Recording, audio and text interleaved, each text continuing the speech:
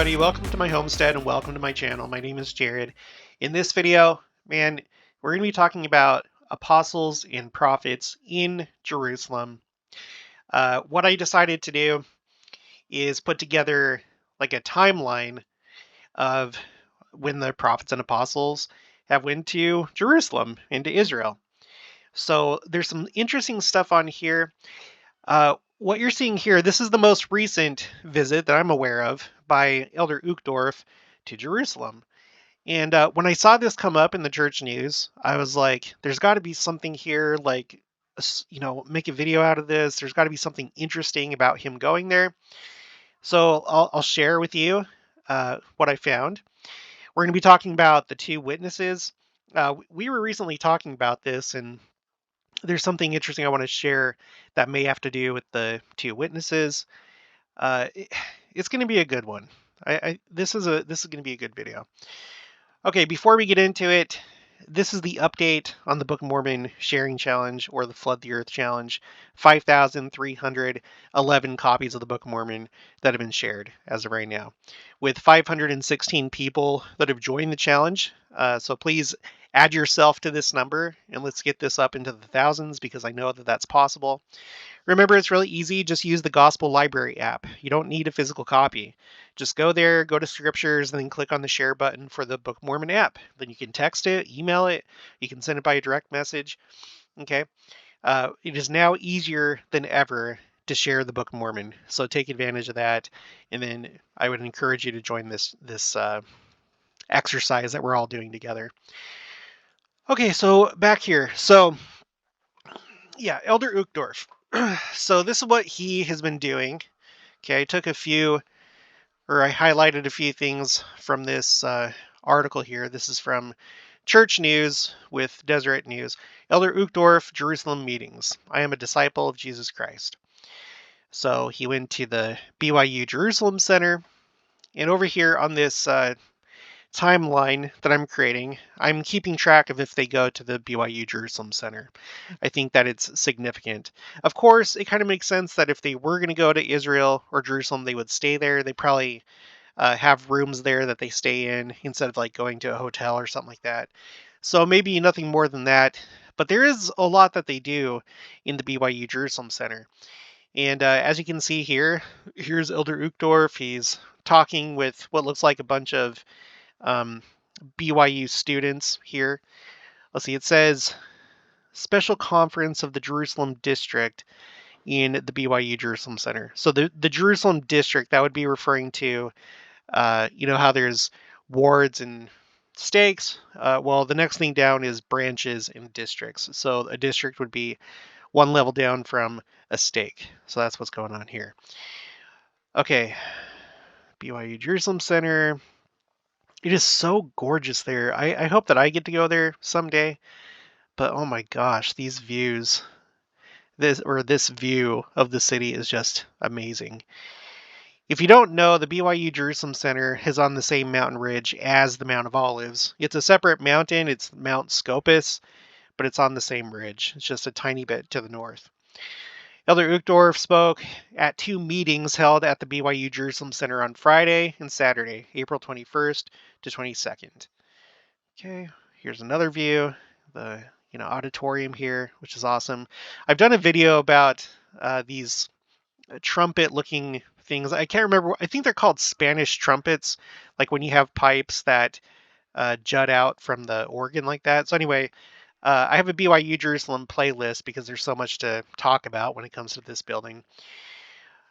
Okay, let's see. The Jerusalem, Jordan River, and Tel Aviv branches in the church's Jerusalem district. I just made note of that because let's take a look at the LDS meeting locator. I just want to see it. I should have thought of this.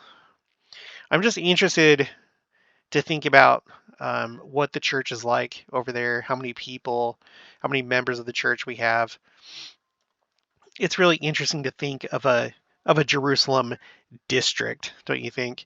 So there's the Tel Aviv one, and then he said there's like a Jordan River one. Is that over here in Jordan? No, that's the Amman branch. Cairo, Egypt district.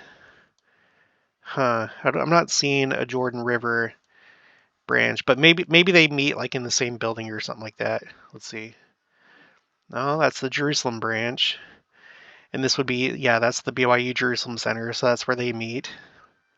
Could you imagine if your branch was there in the BYU Jerusalem Center? That would be amazing. Here's the Tel Aviv branch. Okay, so I don't know where that Jordan River branch is. It's not showing up on here. But anyway, okay, so 3 branches that make up the Jerusalem district. Okay. Elder Uchtdorf spoke of the mortal ministry of the Savior in Jerusalem and throughout the Holy Land, and how the principles and truths of his gospel bless his disciples, not only today, but in preparation for the future, including Christ's second coming. Later, though, he says, he will come, that is for sure, and we need to be ready. Readiness is not when he is coming, but what is important for me is that I am ready when I step through the veil of mortality, perhaps long before he comes back. Before anyone freaks out about that, they are not going to just be like, stop living your life. We need to continue living our lives. And I don't think that he's making a statement here that it's going to be a long time, because he says it with uncertainty. He says, perhaps long before he comes back. So I don't know. Make of that what you will. I have just all these different quotes right here on this spreadsheet. It's called Quotes Second Coming, that seem to suggest otherwise, that it is close. We've gone over this before. It was a while ago, but you can check that out now. The link for my spreadsheets is in the description below. There's always people asking me if I can make this available. It is available. There's a link for it in the description below. So go to the description box and you'll see I have a bunch of different links for different things, but you'll see the one for my spreadsheets. Okay. We're actually going to look at one particular thing here that Wendy Nelson said, the prophet's wife, in a special area devotional for Alberta and British Columbia in Canada. All right, but going back here. Okay, so he went to the Garden Tomb. Okay, here's a look inside. Saturday morning's conference was also broadcast to Latter-day Saints living in Israel and in the West Bank. Okay. And I think that is it from this article. Okay. So it doesn't seem like he met with any officials or government leaders or anything like that. I'm not entirely sure what the purpose was, other than just to go and give these 2 talks. It seems like there was one for the district, the Jerusalem district, and then one for the BYU students. And may I ask, what in the world is going on here? It looks like 90% of these students are female, with just like a few guys in the back. Why are there not more guys going to the BYU Jerusalem Center? I don't know. Let me know what you think, but that's kind of weird. Okay. So, and there's like some more pictures, and there's like a video of Dieter F. Uchtdorf using the oil press right here. So you can check this out on his Instagram or on Facebook. All right. So let's go through this timeline that I've created, and it goes back to 1841. So in modern times, since the beginning of this dispensation, the first apostle to go to the Holy Land was Orson Hyde. He went there to dedicate the land for the return of the Jews. Everybody knows that, right? If you don't, Orson Hyde, dedication. We have some artwork depicting that, which is really good. You got this one here, you got that one there. He went there when it was really difficult to travel to Jerusalem. He went to a bunch of different places on the way, including, I think, Istanbul and different places in Europe. But and this last leg of the journey was particularly difficult because he was stuck at sea for, I think it was like 18 additional days than what they were supposed to be. And they had to eat snails because they had run out of food on the ship. So it was a very arduous journey. But he came here, he dedicated it, and now in modern times, it's a garden. The city of Jerusalem has made this into like a park. Um, let me pull that up. Orson Hyde. I think it's called Orson Hyde Memorial Garden. Yeah. Which is just crazy to think that our church has this right there, so close to the Temple Mount. Here's the garden right here. Here's the Temple Mount, and then the Garden of Gethsemane, at least as it's modernly identified. I don't know much about that, but it's just like right here. So Garden of Gethsemane, and then just a stone's throw away, literally. Well, it looks like you have the Orson Hyde Memorial Garden. So it's so cool. Um, oh, and then up here, there's the BYU Jerusalem Center just a little farther north. So between Gethsemane and the BYU Jerusalem Center, you have the Orson Hyde Memorial Garden. And we're going to be looking at that a little bit closer as we go through the timeline. But this is what it looks like. Da da da da da. Um, well, no, it's in this way. Here we go. This is it right here. And there's a plaque somewhere. All right, but whatever. That's not the point of the video. Okay, so that's really cool. All right, let's go back here. Okay, so 1841, October 24th, he dedicates the land for the return of the Jews. Now, what a lot of people don't know, and I didn't know until I started doing this channel, is that there were subsequent dedications of the land for the return of the Jews, and for other things too. So we had the first counselor in the first presidency, George A. Smith, not to be confused with George Albert Smith. This is George A. Smith, and then Lorenzo Snow, who at the time was in the Quorum of the 12, and then also Albert Carrington, also in the Quorum of the 12. If you want to look at this more in depth, this is the article that I got this information from. It's on BYU. On their website, BYU Studies in the Footsteps of Orson Hyde. And if you're interested, there's this table here where it says what each of the prayers included.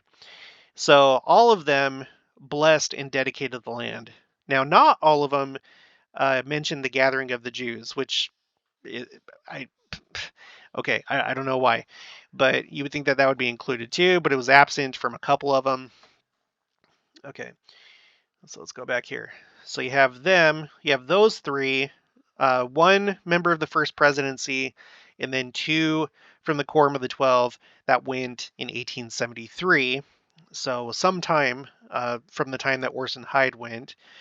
And then later on, 1898, you had Anthon L. Lund from the Quorum of the 12, and he dedicated it. He did it Okay, and then 4 years later, after him, you had Francis M. Lyman, and you have to read his story why he did it 3 times. It had to do with just like him trying to figure out the best place and just different factors. But he was there in one trip. He dedicated it 3 times. Okay, next in 1927, you had James E. Talmage. He's the one that wrote Jesus the Christ and Articles of Faith, the book. He went there as well on December 18th. And I wonder if he stayed there for Christmas. That'd be really cool to celebrate Christmas in Jerusalem. Okay, and then you have in 1833, John A. Widtsoe of the Quorum of the 12. He also did it, and he did it twice, 10 days apart. Okay, and those were all the dedications of the Holy Land. Now, undoubtedly, there have been more visitations than just this. I'm just beginning with this timeline, so it's going to take me time to see what I can find. So, okay. Next, we have President Spencer W. Kimball, who went to dedicate the Orson Hyde Memorial Garden on October 24th, 1979. So October 24th, if you'll remember, that was the same day that he dedicated it in 1841. All right. Let's get back to that. Now, what I don't know is if Spencer W. Kimball was the first president of the church to go to Israel. If you guys have additional information, I would sure appreciate it if you could send it my way so I can update this better. But if you leave information, make sure to leave the source, because everything that I do here on the channel is based on sources. Otherwise, I can't put it on here. I can talk about it in a speculative way, like, oh, maybe that happened. But for me to put it on one of my spreadsheets, I need a source. Okay. So then you have the BYU Jerusalem Center, right? That they had announced. I can't remember when it was. I think it was around this time, like in 1979. Anyway, there are a bunch of hiccups. I don't need to tell you all that. We've actually covered that on the channel several times over. Okay, so you have on May 18th, 1988, the signing of the 49-year lease. Okay. The BYU Jerusalem Center, the land that it sits on, is not owned. The church is leasing it. Okay, 49-year lease. And if I'm not mistaken, I think that lease ends in 2033. Is that right? Let's see. 1988 plus 49, 2037.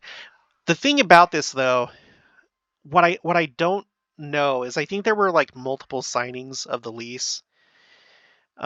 So that one's kind of hard. I tried to do it before and figure out like how long, but anyway, 49 years from 1988 is 2037. So there's some of you that believe that Christ probably won't come until the 2030s, and I think that's a pretty good guess. That very well could be.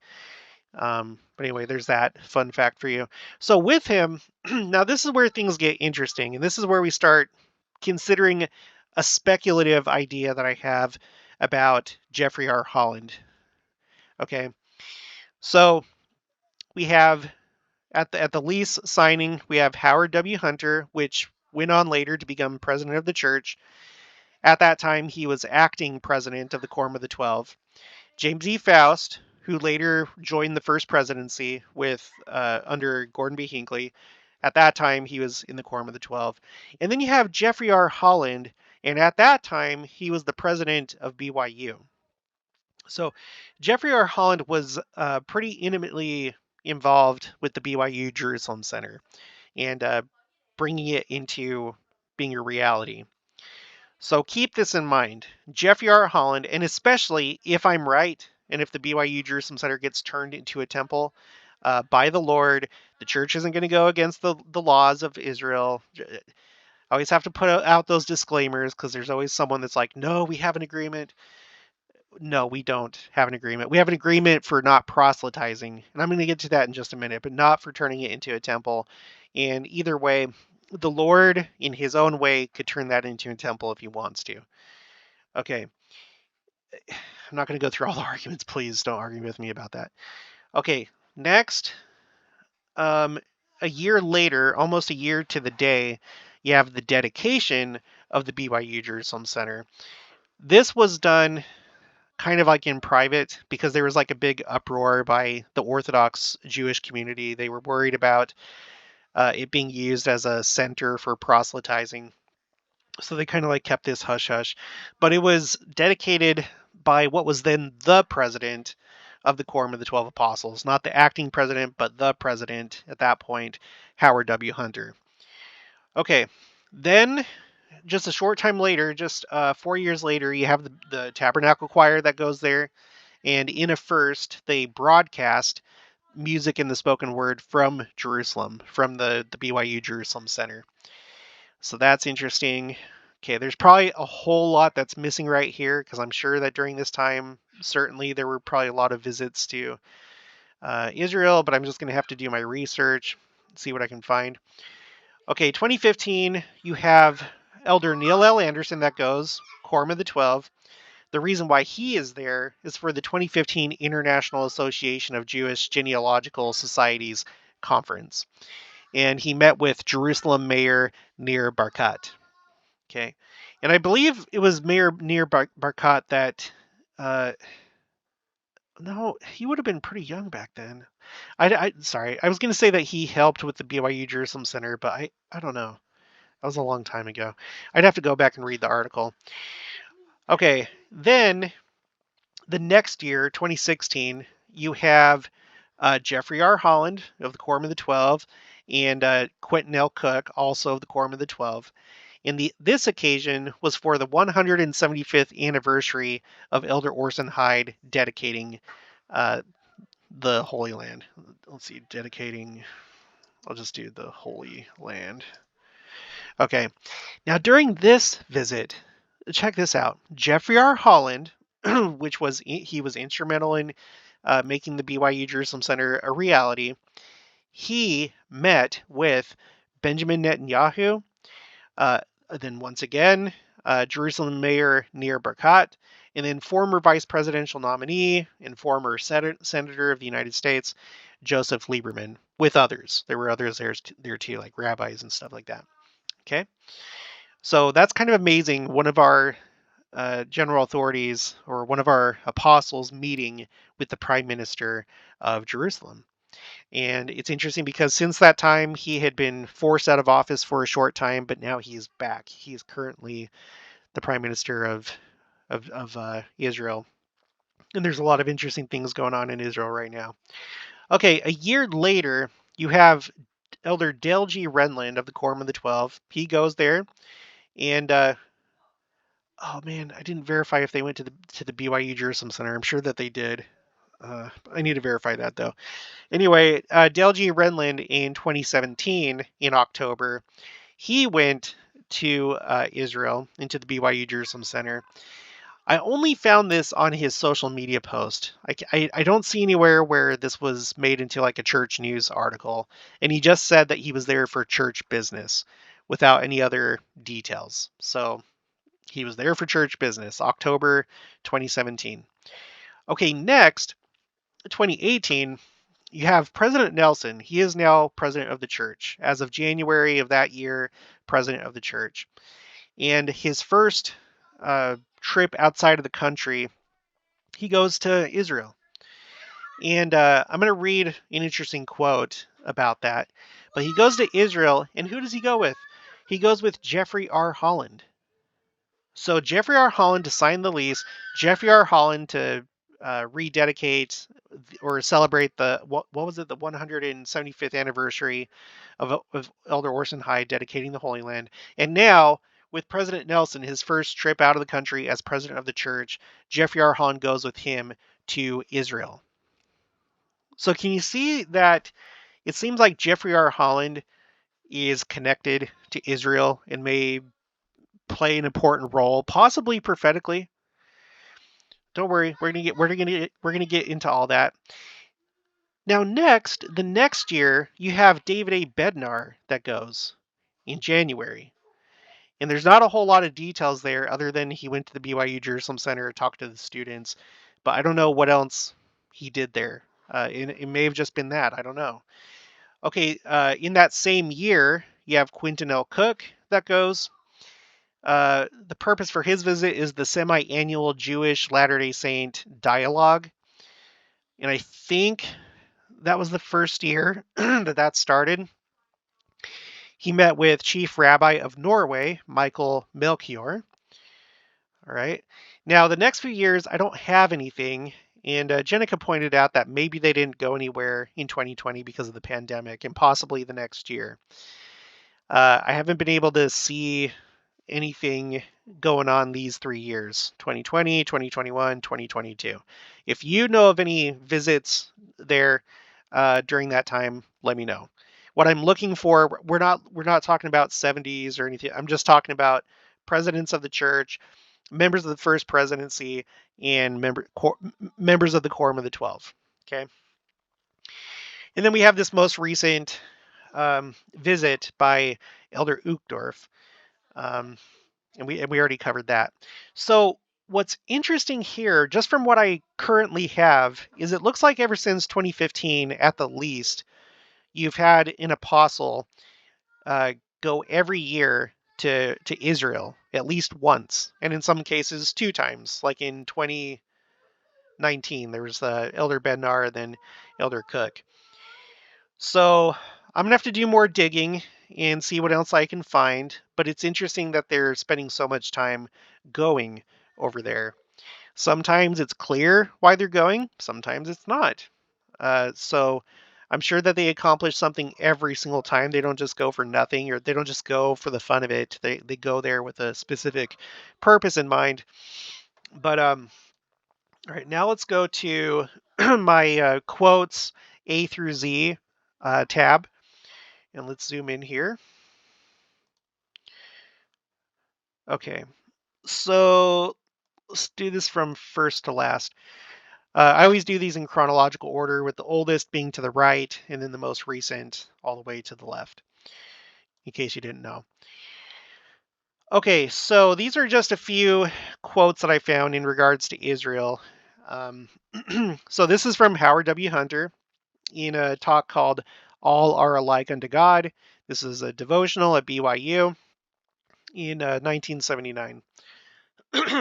Don't worry, we're going to be getting to the two witnesses after this, okay? Okay, so President Hunter, he says, at the present time, we are engaged in a project of beautifying the Mount of Olives in Jerusalem by a garden.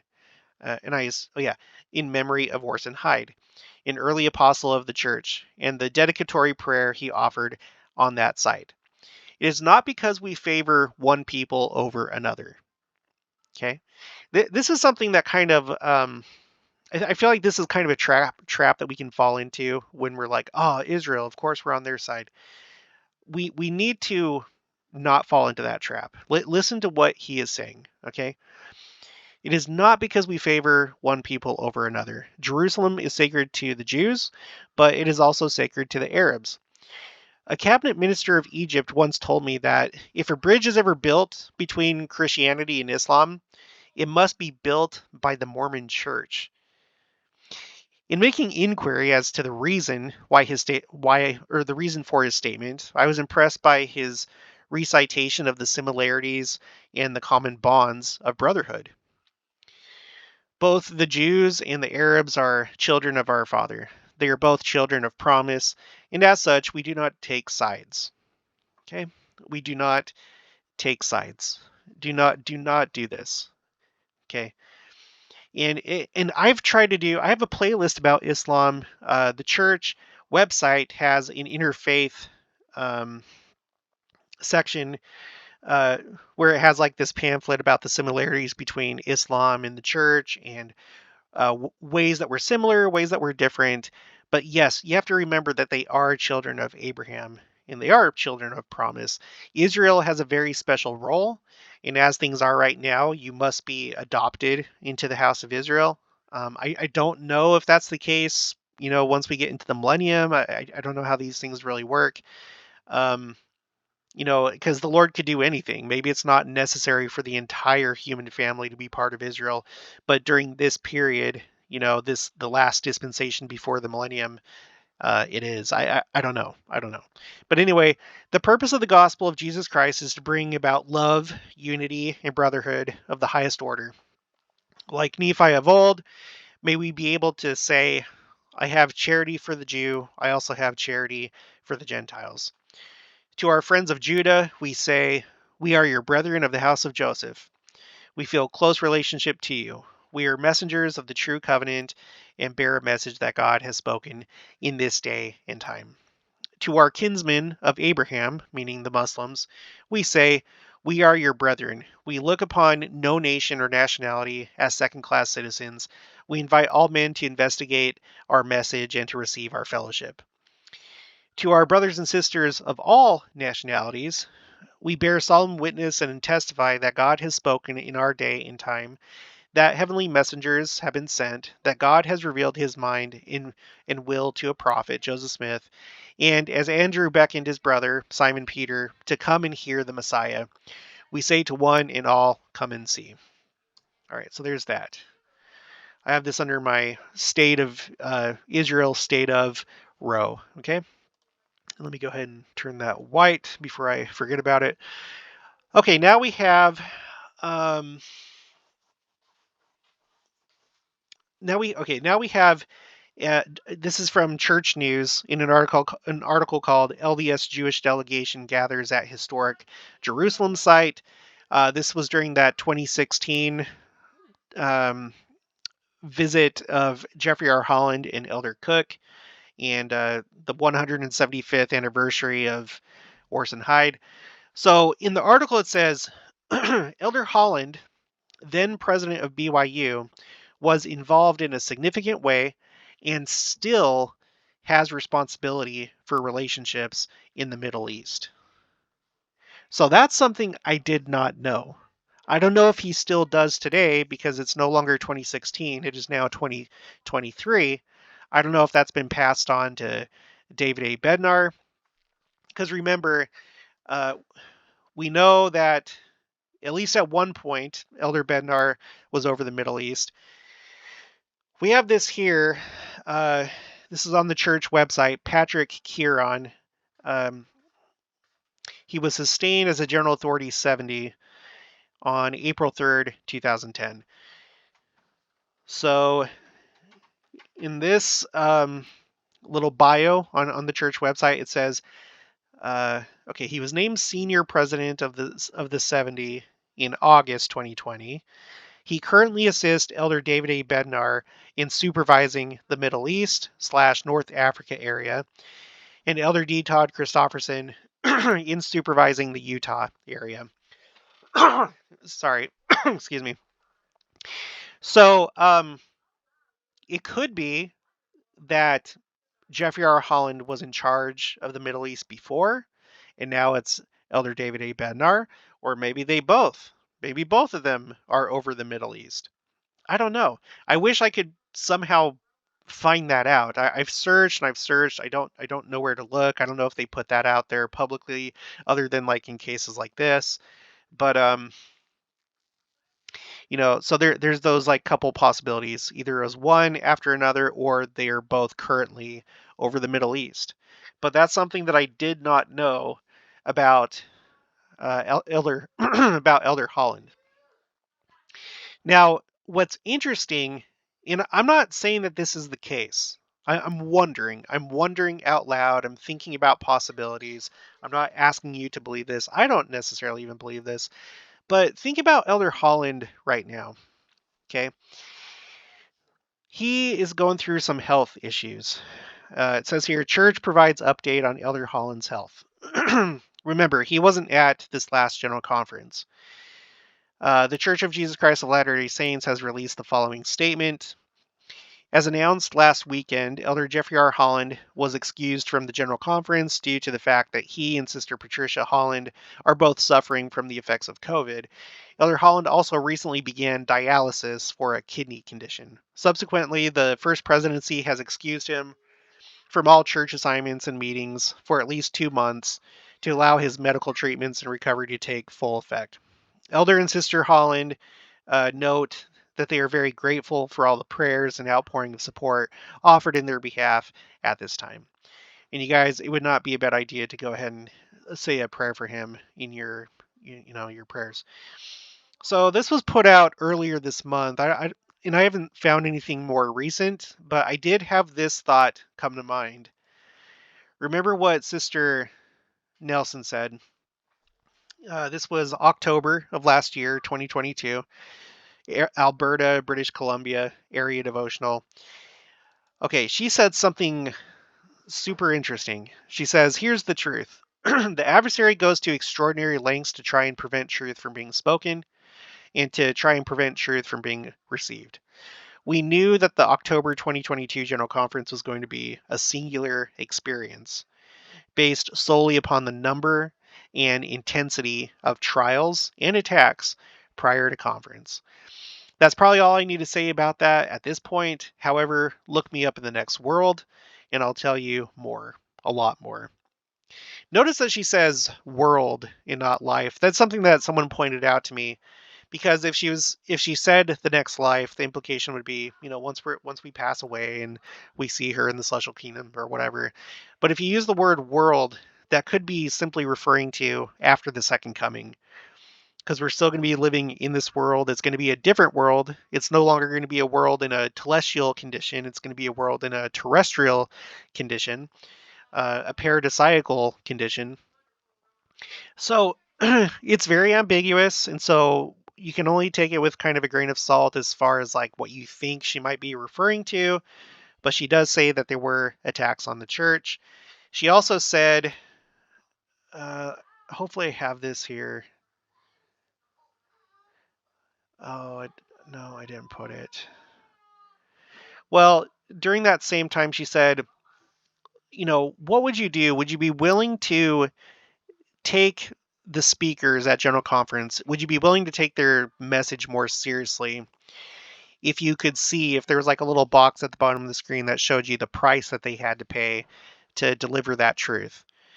And let me tell you, people have been like, well, I think she's talking about like spiritual attacks and stuff like that, or like the price that they have to pay to prepare for the talks.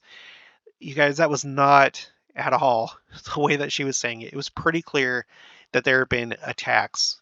And by attacks, I mean probably of the political, social, and other sorts. Probably from secret combinations. And I'm dead serious about that. Now, we're not going to know. We're going to have to look her up in the next world for her to give us all the details. But would it surprise you if our church leaders were physically attacked in some way? Maybe through covert means. Okay. Is it possible that Jeffrey or Holland contracting this, and I don't know so much about the kidneys because I don't know the exact condition, and I'm not in the field of medicine, but I just wonder if possibly he could have been attacked in some way, and that's what we're seeing. Let's go to the book of Revelation. And what does it say about the two witnesses? When they have finished their testimony, the beast that ascendeth out of the bottomless pit, that's Satan, shall make war against them, and shall overcome them, and kill them. And their dead body shall lie in the street of the great city, which spiritually is called Sodom in Egypt, where also our Lord was crucified. Some people take that literally, and it could be, okay, but I'm not so sure when it comes to the two witnesses. Again, there's something that just doesn't add up about there being two witnesses, and then we know the length of time that they're supposed to be in Jerusalem, because then you can just put it on your calendar and be like, okay, the second coming is within 3.5 years. That doesn't make any sense. It contradicts the idea that no one knows the day or the hour, and that he comes at a time that ye think not. Let's go to really quick back to the student manual for Institute for this. Okay, it says, in the scriptures, particularly in Revelation, the number 3.5 often describes a limited period of tribulation during which evil forces are allowed to do their work. Okay, 3.5. So they're referencing here 1,260 days. There's a bunch of different ways of doing 3.5 years that show up in the scriptures. Since 3.5 is half of 7, which symbolizes perfection and completion, it may represent imperfection and apostasy. It may also suggest that God will not allow evil to go on unchecked. Evil's time is bounded and its limits are set. Okay, now the two witnesses. The events in Revelation 11 will transpire prior to the Savior's coming to the Mount of Olives to deliver the Jews from destruction. The quote-unquote two witnesses are two prophets that are to be raised up to the Jewish nation in the last days at the time of the restoration, and to prophesy to the Jews after they are gathered and have built the city of Jerusalem in the land of their fathers. Now remember, that's already taken place. The city's already been built, and the Jews are inhabiting the city ever since, officially ever since the 6-Day War in 1967 when they annexed it. Okay, now look what Bruce R. McConkie says later. He says, no doubt they will be members of the Council of the 12 or the First Presidency of the Church. There's lots of different ideas about who they're supposed to be, and I hear all sorts of things like Elijah, Moses, like them coming back as resurrected beings or translated or whatever. Well, I guess translated because then they die. Um, just like different people, just different things. And I don't think that's right because I would much rather listen to the opinion of an apostle or a prophet than just some Joe Schmo. So I think that he's right about that. They even put it here in this manual, in this manual for Institute. Okay, and we read the very interesting article about let's see, Victor Ludlow, um, two witnesses, Middle East. Yeah, here it is. Mideast prophecies. Wow, BYU audience. I'm not saying that he's right. He could be wrong. But look what he says. And I tend to agree with this. This is my personal view. I think that he's right about this. Okay, so and he's not a general authority, but I think that this just rings true to me. That's all. You can think what you want. When will two prophets come to the Holy Land? It's already happening. It's a common reality to people in the Middle East, Ludlow said. Ludlow tells students at BYU Jerusalem they are in the right place if they want to meet a general authority. The top place to meet one of the brethren in church is church headquarters. The second is Provo, specifically the MTC. The third is the Holy Land. There is something to be felt there, Ludlow said. They see them all the time. Okay, so that's what he said. I think that he's probably right, but I'm not going to be like rigid about that. Like whatever happens is what actually happens, and that's the truth. But I think that's pretty good. So, and just think about this. Remember that when they die, what's going to happen? It says, and they shall dwell upon the okay, and they that dwell upon the earth shall rejoice over them and make merry, and shall send gifts one to another, because the two prophets tormented them that dwelt on the earth. A lot of you will take that to mean, they're doing all sorts of things, fires coming out of their mouth and destroying people and famines and stuff like that.